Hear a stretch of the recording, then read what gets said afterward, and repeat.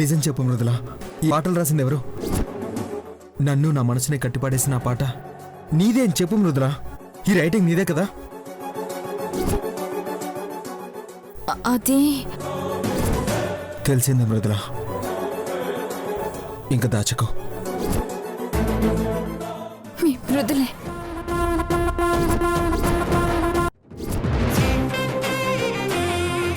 ఇప్పుడు సంక్రాంతి ఉత్సవాల్లో భాగంగా ముగ్గులు పోటీలు జరగబోతున్నాయి. ఈ పోటీల్లో విజేతల్ని సీతాపురం ప్రెసిడెంట్ గారు నిర్ణయిస్తారు. నువ్వేం టెన్షన్ పడకు మాన్సి, నువ్వే గెలుస్తావు.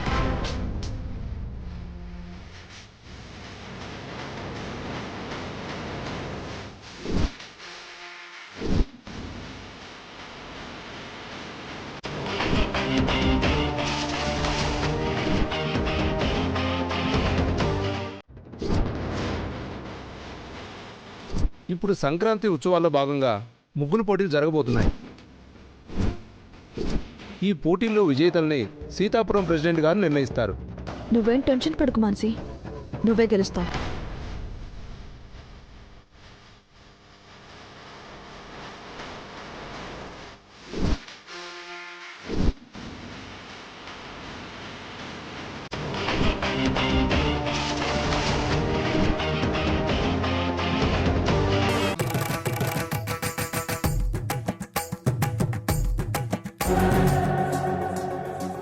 నిజం చెప్పు మృదుల, ఈ పాటలు రాసింది ఎవరు? నన్ను నా మనసుని కట్టిపాడేసిన ఆ పాట నీదే అని చెప్పు మృదుల. ఈ రైటింగ్ నీదే కదా?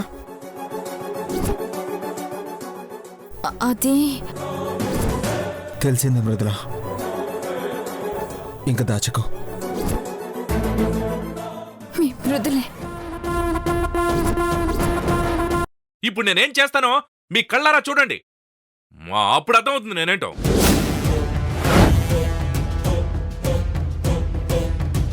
ఇప్పుడు ఈ కర్పూరం వెలిగిస్తాను, ఈ దేవుడికి హారతిస్తాను. నేను సత్యవంతుణ్ణైతే, పతివ్రతుణ్ణైతే, పరాయి స్త్రీని కన్నెత్తి చూడలేదు అంటే, బుద్ధిమంతుణ్ణైతే ఈ కర్పూరం నా చేతిని ఏమీ చేయదు.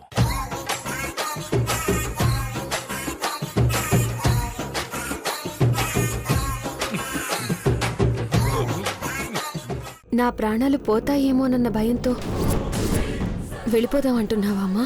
దాని మాటల్లో ఎప్పుడూ లేనంత పట్టుదల. ఎందుకమ్మా భయం? ఏం చేస్తారు బ్రాహ్మణి అమ్మగారు? దాని చూపుల్లో ఎక్కడా లేనంత ధైర్యం ఎక్కడి నుంచి వస్తోంది?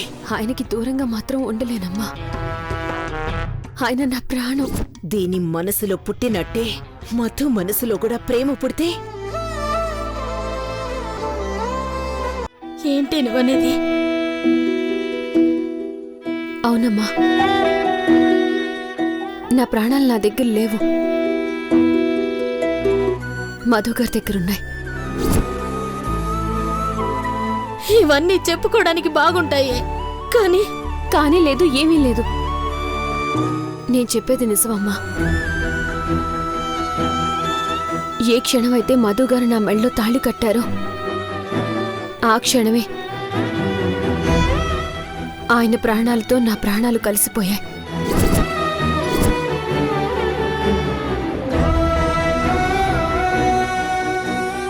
నా దగ్గర మిగిలింది ఆయన్ని ప్రేమిస్తూ ఆరాధిస్తూ ఉండే మనసు మాత్రమే. కేవలం మానసిక అన్యాయం జరుగుతుందన్న భయంతో నిజం బయట పెట్టలేదు. కానీ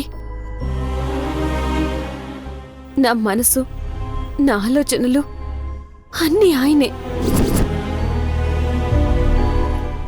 తర్వాత ఆయన మూడు ముళ్ల బంధానికి విలువిచ్చి కలిసే బతకాలని అర్థమై నా చేయి పట్టుకుని తోడుగా నిలబడ్డాక ఇంకా నా జీవితం, నా ప్రాణమని ఏముంటుందమ్మా?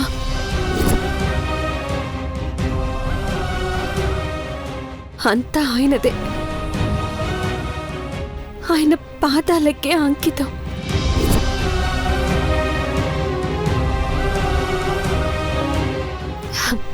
నువ్వెందుకు భయపడుతున్నావో నాకు అర్థమైందమ్మా. బ్రాహ్మణి అమ్మగారికి నేనంటే ఇష్టం లేదు, నన్ను కోడలుగా ఒప్పుకోవడం లేదు.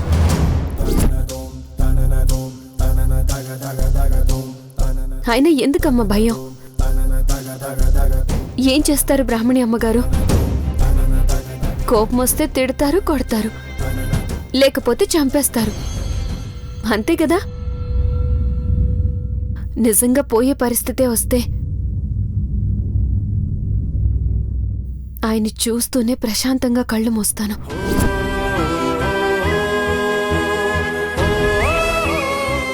ఆ తృప్తి చాలమ్మా ఈ జన్మకి. ఆయన నా ప్రాణం, నా సర్వస్వం.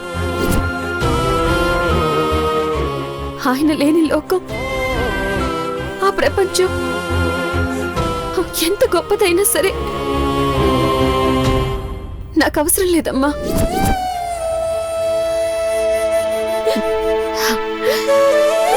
ఈ విషయం గురించి ఎక్కువగా ఆలోచించద్దమ్మా. మధు గారు నా పక్కనున్నంత వరకు నాకేమీ కాదు. నీ భార్యగా బతకాలని ఆశపడ్డా బాబా.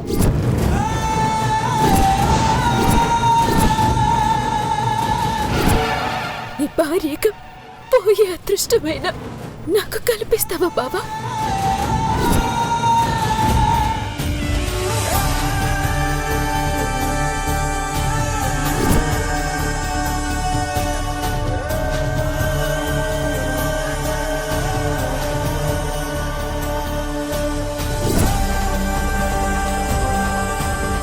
రేపటి శ్రీకరం శుభకరం కార్యక్రమంలో రంగుల యొక్క విశిష్టత అన్న అంశంలో భాగంగా పసుపు రంగు యొక్క విశిష్టత ఏంటి, పసుపు రంగును ఎక్కువగా ఇష్టపడే వారి యొక్క మనస్తత్వం, ఆలోచన విధానం ఏ విధంగా ఉంటుంది, ఎటువంటి సమస్యలు అధికంగా ఉన్నవారు పసుపు రంగును అధికంగా ఉపయోగించాలి అన్న అంశాలు. అది సరేరా, అన్నయ్యకి ఆ బొట్టేంటిరా?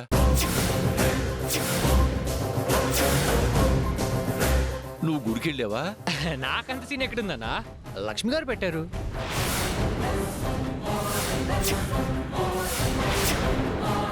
లక్ష్మి అంటే అది మళ్ళీ ఇక్కడికి ఏమైనా వచ్చిందా?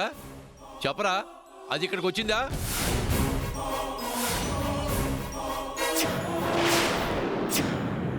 ఈ చీర పక్కన పెట్టండి. ఏమయ్యా ఇది తీసివో.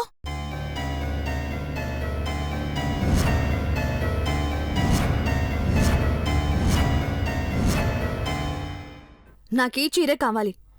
చంద్రముఖికి మాటిచ్చాను. చంద్రముఖి ఇంకోటి తీసుకుంటానంటుంది కదా ఐశ్వర్య. నువ్వే కావాలని ఇలా చేస్తున్నావు అనిపిస్తుంది. భవానీ, ఈ ముష్టి చీర లేకపోతే నేను బతకలేనా? ఎవరి జాలి దయ దాక్షణ్యాలు నాకు అక్కర్లేదు. అయినా పండగ పూట కొత్త చీర కట్టుకోకపోతే నాకేం తిన్నదరగదా? అమ్మా ఐశ్వర్య, నువ్వే కట్టుకో. అంటే మీరు ముష్టిలా విసిరేసింది నేను చంద్రముఖికి ఇవ్వాలా? నాకు ఏమీ వద్దు. మీకే కాదు, మాకు పండగొద్దు. సినమ్మ గారు, అవును రాహుల్, మనమిద్దరం కలిసి ఒక ఫోటో సెషన్ చేయించుకుందాం. పద, కమాన్.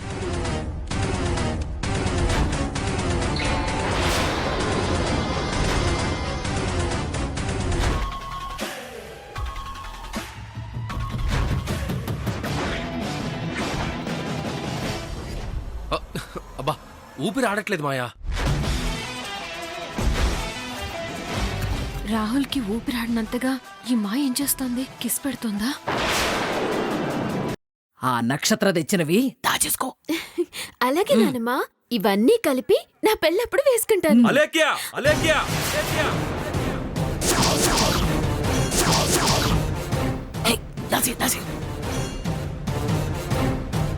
ఆగండి, ఎందుకు దాస్తున్నారు అవన్నీ? అసలు ఈ నగలన్నీ ఎక్కడివి? చెప్పండి, ఏం చేసి నగలు పట్టుకొచ్చారు? ఏంటి వాసు, సుచిత్ర మేడం గారు ఇచ్చిన కారుకలని చెప్పడానికి నీకు నోరు రాదా ఏమిటి? చెప్పు. నీకిస్తే దీన్ని వేసుకోమని నువ్వే కదా ఇచ్చావా లేఖకి? అయితే దారిలో ఎవరైనా బండి మీద నుంచి పిక్ చేసి ఉండాలి. లేకపోతే ఒకవేళ పాప కింద పడిపోయిందేమో. పడితే అరుస్తుంది కదా, అరిస్తే నాకు తెలుస్తుంది కదా. తనకు అవకాశం లేదు కదా ప్రేమ. వైషు దెబ్బ తగిలినా అమ్మా అని అరవలేదు.